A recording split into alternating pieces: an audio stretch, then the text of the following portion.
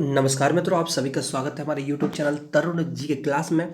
मैं हूं तरुण और मैं आपके लिए लेके आया हूं मित्रों ग्रेड 2 का जो ओल्ड जो एग्जाम्स हुए तो उन्हीं से रिलेटेड क्वेश्चंस को लेके आऊँ। तो मेरी आपसे रिक्वेस्ट है, प्लीज़ आप इन क्वेश्चंस को पूरा अटेम्प्ट करें और साथ ही हमारे साथ लाइव टेस्ट ज़रूर दें। तो फिलहाल ये जो पेपर है वो हम 21 फरवरी का फर्स्ट जो शिफ्ट है उसका क्वेश्चन पेपर को यहाँ डिस्कस कर रहे हैं, याद रखिएगा 9:30 पे जो हुआ था। तो क्वेश्चन को ध्यान से समझना क्योंकि यही क्वेश्चन आपको ग्रेड 3 में आने वाले हैं। साथ ही साथ हमारे चैनल पर नए हैं तो सबसे पहले हमारे चैनल को सब्सक्राइब जरूर करिएगा, माता रानी कर पाएगा, वो लाइक के बटन को प्रेस करिएगा। तो हमारा क्वेश्चन नंबर फर्स्ट है, फिलहाल जल्दी से डिस्कस करते हैं हम यहाँ पे। क्वेश्चन है कि एक पाठ्य पुस्तक ने लड़कों को बुद्धिमान और प्रमुख पात्र जबकि लड़कियों को नम्र और भावात्मक रूप में चित्रित किया। यह खाली स्थान का उदाहरण है। लिंग रूढ़िवादिता, लिंग भेद, लिंग समरूपता और लिंग संवेदनशीलता। जल्दी से आंसर कमेंट में करिएगा। ये बता रहा कुल मिलाकर लड़के अच्छे होते हैं और लड़कियां थोड़ा सी कमजोर होती है। तो इसका जो राइट आंसर होगा मित्रों वो होगा हमारा ऑप्शन नंबर ए, लिंग रूढ़िवादिता। क्यों? क्योंकि जब भी याद रखना कोई बुक या कोई भी इंसान आपको ये बता रहा है कि लड़के वेस्ट है या लड़की वेस्ट है और किसी एक को नीचा दिखा रहा है, मतलब उसको कमजोर बता रहा है, तो मतलब ये लिंग रूढ़िवादिता कहलाता है। इसको याद रखना। ऐसे क्वेश्चंस बहुत सारे पेडागोग में डिस्कस किए जाते हैं। फिलहाल नेक्स्ट क्वेश्चन की ओर चलता हूँ और नेक्स्ट क्वेश्चन बोलता है कि एक निश्चित दूरी के बाद दो समानांतर रेलवे लाइनों की ट्रैक मिलती हुई दिखाई पड़ती है। इसका एक उदाहरण खालिस्तान है। आपने देखा होगा ऐसी ट्रेन ट्रैक होती है, एक निश्चित दूरी के बाद दोनों हमको ऐसी मिली हुई दिखाई पड़ती है, मतलब यहाँ से ट्रेन जाती तो ऐसा लगता उन दोनों आपस में क्या है, टकरा जाएंगे ना। ठीक है, क्या क्या लाएगा? मिलर लाया भ्रम, परिदृश्य भ्रम, गति भ्रम और दृष्टि भ्रम। क्या कहलाएगा? जैसे आपने देखा होगा एक ट्रेन आ रही होती है, ठीक है, ऐसी जा रही होती है और एक ट्रेन ऐसी आ रही होती है, तो ऐसा लगता है दोनों आपस में टकरा ना जाए वो। जल्दी से आंसर कमेंट में करिएगा क्योंकि इसका राइट आंसर है परिदृश्य भ्रम, इल्यूजन्स ऑफ पर्सपेक्टिव कहलाता है। क्यों? क्योंकि हमको दूर से ऐसा लगता है दोनों लाइनें आपस में मिली हुई हैं जबकि वो डिफरेंट अलग अलग होती हैं, उसको परिदृश्य भ्रम कहते हैं। फिलहाल चलते हैं नेक्स्ट क्वेश्चन की ओर। बोलता है कि ऑटिज्म एक खालिस्तान है। ध्यान अभाव अधिसक्रिय विकार, द्विध्रुवी विकार, बाइपोलर डिसऑर्डर या फिर विपक्षी उद्दंड विकार और न्यूरो विकास संबंधी विकार। तो ऑटिज्म में याद रखना हमेशा न्यूरो विकास विकार कहलाता है। तो autism is neuro development disorder है, याद रखना। चलते हैं नेक्स्ट क्वेश्चन की ओर और नेक्स्ट क्वेश्चन बोलता है हमारा कि एक शिक्षक विद्यालय के प्रदर्शन में एक बच्चे की लगातार असफलता का पता निम्न रूप में लगा सकता है। ऑप्शन है उच्च प्रबंधन के लिए चिंता को बढ़ाने की आवश्यकता, ऑप्शन बी अनुशासनात्मक समस्या, ऑप्शन सी है अधिगम आसक्तता या विशेष शिक्षा की आवश्यकता या फिर विद्यालय बदलने की आवश्यकता।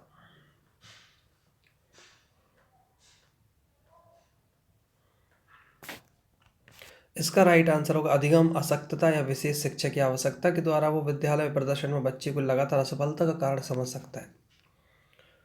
चलता है नेक्स्ट क्वेश्चन की ओर। नेक्स्ट क्वेश्चन बोलता है अंध स्मरण, ब्लाइंड मेमोराइजेशन खालिस्तान कहलाता है। 7 स्वर पाठ, रटने द्वारा अधिगम, अर्थपूर्ण अधिगम या फिर पुनरावृत्ति।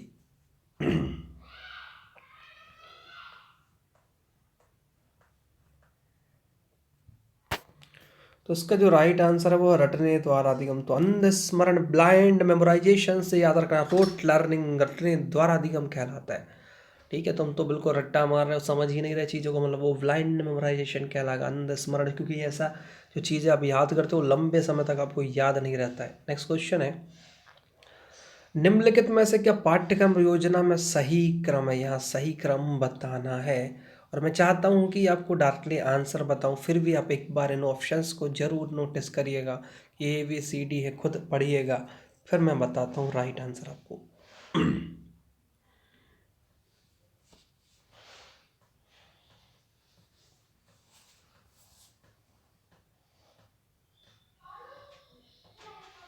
जल्दी से समझिएगा और क्या आंसर होगा बताइएगा। फिलहाल इसका जो राइट आंसर है वो है प्रेरणा, प्रस्तुतिकरण, पुनर्पूंजीकरण, मूल्यांकन और गृह समुदेशन, ऑप्शन नंबर ए है। इसको बोलते हैं मोटिवेशन होना चाहिए, प्रेजेंटेशन होना चाहिए,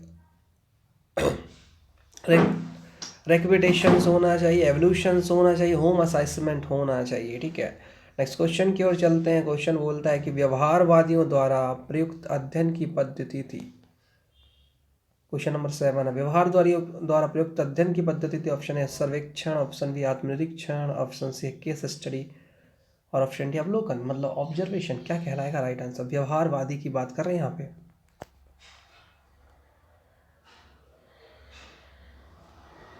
तो उसका राइट आंसर होगा हमारा अवलोकन करना, ऑब्जर्वेशन करना। तो the method of study used by behaviourist was observation. Question है हमारा नेक्स्ट 8th नंबर का क्वेश्चन है कि धर्म जिससे व्यक्तिगत बच्चा संबंधित होता है वह खालिस्तान का हिस्सा है। वंशानुगतता, प्रसवपूर्ण पर्यावरण, सामाजिक पर्यावरण और भौतिक पर्यावरण।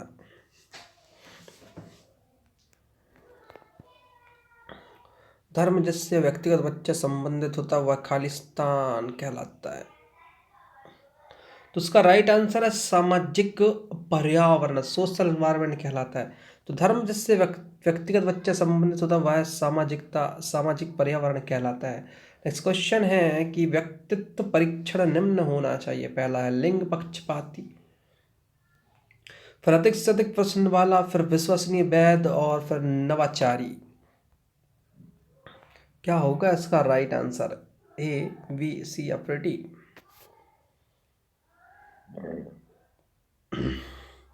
इसका राइट आंसर है रिलायबल एंड वैलिड। तो विश्वसनीय और वैध होना चाहिए व्यक्तिगत परीक्षण, याद रखना। नेक्स्ट क्वेश्चन है कि बच्चे के विकास की प्रक्रिया के दौरान, 10th क्वेश्चन है कि बच्चे के विकास की प्रक्रिया के दौरान, ऑप्शन है विशिष्ट कार्य सामान्य कार्यों के बाद किए जाए। सामान्य और विशिष्ट कार्य दोनों एक साथ होते हैं, सामान्य और विशिष्ट कार्यों के बाद किए जाते हैं, और सामान्य और विशिष्ट कार्य एक दूसरे पर निर्भर नहीं है। तो इसको थोड़ा सा ध्यान से पढ़िए आप खुद ही, और आंसर बताइए क्या होगा। बच्चे के विकास की प्रक्रिया आपने ढंग से पढ़ा होगा तो पता चल जाएगा। तो इसका जो राइट आंसर है मित्रों, याद रखना, जो बच्चे के विकास की प्रक्रिया पहले सामान्य होगी फिर विशिष्ट कार्यों के बाद किए जाते हैं। पहले सामान्य होगी फिर विशिष्ट कार्यों के बाद किया जाता है। देखो, कोई भी बच्चा हो, जब भी हम डेवलपमेंट के स्टेज में चल रहे होते हैं तो पहले हम एक नॉर्मल कंडीशन, जनरल कंडीशंस में होते हैं, देन उसके बाद जब हम चीज़ें सीख जाते हैं तो विशिष्ट कार्य होते हैं, है ना। अब जैसे इसमें दोनों लिखा एक साथ, तो ये तो हो ही नहीं सकता, विशिष्ट पहले हो ही नहीं सकता, और एक दूसरे पर निर्भर नहीं है भैया, निर्भर ही है। जैसे आज तुम जब पहली बार कोई बाल विकास पढ़ता है तो बोलता है कहाँ फंस गए हम, किस सब्जेक्ट में फंस गए हैं। फिर धीरे धीरे जब वो बाल विकास एक दो बार पढ़ लेता है, थ्योरी पढ़ लेता है, तो उसको समझ में आने लगता है एक्चुअली बाल विकास है क्या। तो सामान्य से विशिष्ट के बाद किए जाते हैं। ठीक है, नेक्स्ट क्वेश्चन है कि डाल्टन योजना प्लान में नहीं है। ऑप्शन है स्वयं सीखना, ऑप्शन बी समय सारणी, ऑप्शन सी सहयोग और ऑप्शन डी स्वतंत्रता। क्या शामिल नहीं है डाल्टन योजना में? स्वयं सीखना, समय सारणी, सहयोग या स्वतंत्रता? इसका राइट आंसर है वह समय सारणी शामिल नहीं है। चूंकि शामिल क्या, स्वयं सीखना, सहयोग और स्वतंत्रता शामिल है। स्वयं सीखना, सहयोग और स्वतंत्रता शामिल है डाल्टन योजना में, लेकिन समय सारणी शामिल नहीं है। ठीक है, डाल्टन परियोजना के प्रतिपादक थे miss Helen Parkhurst. Next question है कि सही और गलत की समझ होना, ये दोनों, ये खालिस्तान विकास का हिस्सा है। सांस्कृतिक, सामाजिक, नैतिक, व्यवसायिक। सही और गलत की समझ होना ये खालिस्तान विकास का हिस्सा है। इसका राइट आंसर है नैतिक, मोरल का हिस्सा है। नेक्स्ट क्वेश्चन की ओर चलते हैं कि मास्लो के अनुसार निम्न आवश्यकताओं में से किसे कमी की आवश्यकता के रूप में जाना जाता है? आप खुद ही पढ़िए मास्लो का, मैं ऑप्शन नहीं बोल रहा हूँ, ध्यान से समझिए इनको।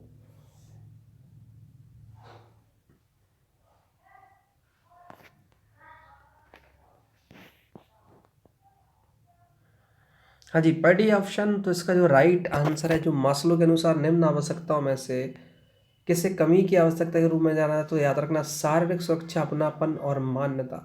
शारीरिक सुरक्षा, अपनापन और मान्यता, इसको समझा जाता है। तो ऑप्शन नंबर डी हमारा राइट है बेटा, याद रखना। और चलते हैं हम नेक्स्ट क्वेश्चन की ओर। नेक्स्ट क्वेश्चन है कि एरिक एरिक्सन के अनुसार एक व्यक्ति खालिस्तान विकास चरणों से होकर गुजरता है। यहाँ पर हम एरिक एरिक्सन की बात कर रहे हैं, ना हमने जीन पियाजे की बात करी, ना मैस्लो, ना किसी और की। हम यहाँ एरिक एरिक्सन की बात कर रहे हैं। 7, 9, 4 या फिर 8, राइट आंसर क्या होगा? कितने विकास से गुजरते हैं?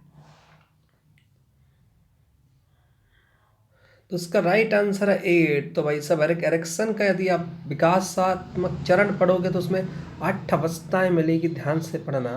नेक्स्ट क्वेश्चन है हमारा मित्रों कि लक्ष्य के रूप में प्रदर्शन के साथ एक कार्य करने वाले शिक्षार्थियों की विशेषता क्या है? लक्ष्य के रूप में प्रदर्शन के साथ कार्य करने वाले शिक्षार्थी की विशेषता क्या है? ऑप्शन ए है वे दूसरों से बेहतर करने के लिए काम में संलग्न होते हैं। ऑप्शन बी है वे गलतियों को सीखने के अवसर के रूप में देखते हैं। ऑप्शन सी है वे स्मार्ट और समझदार दिखना चाहते हैं।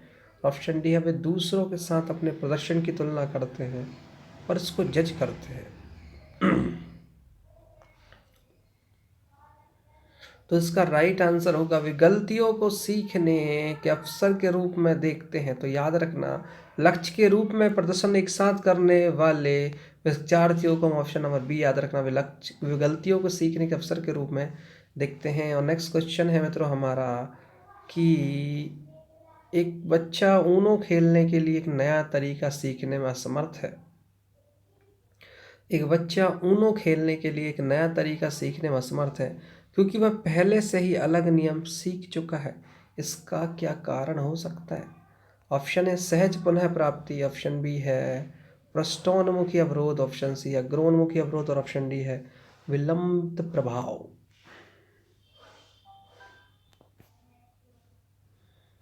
क्या होगा इसका राइट आंसर? इसका राइट आंसर होगा अग्रोन्मुखी अवरोध। तो हमारा ऑप्शन नंबर सी राइट होगा मित्रों।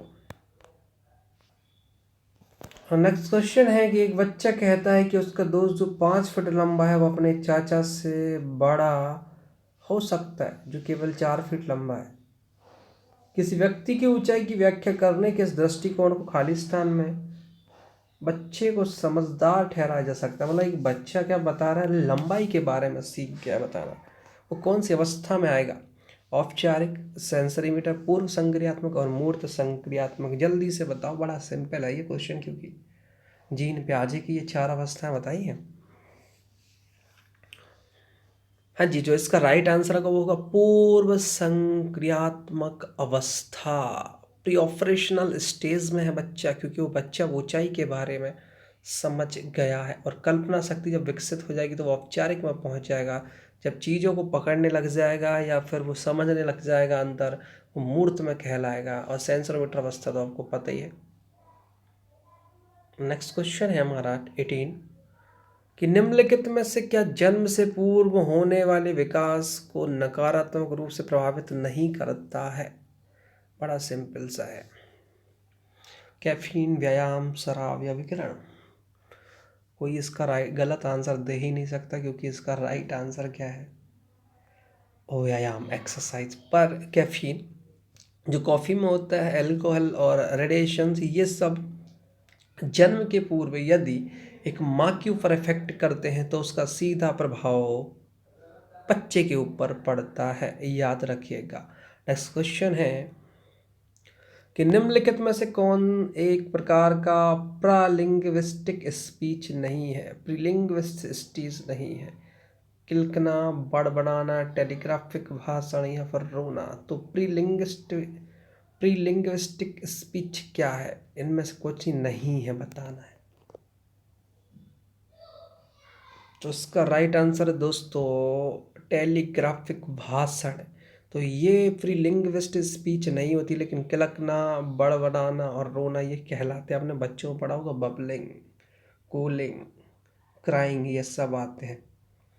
और आज का लास्ट क्वेश्चन है दोस्तों, निम्नलिखित में से कौन उत्कृष्ट मोटर कौशल का एक उदाहरण है?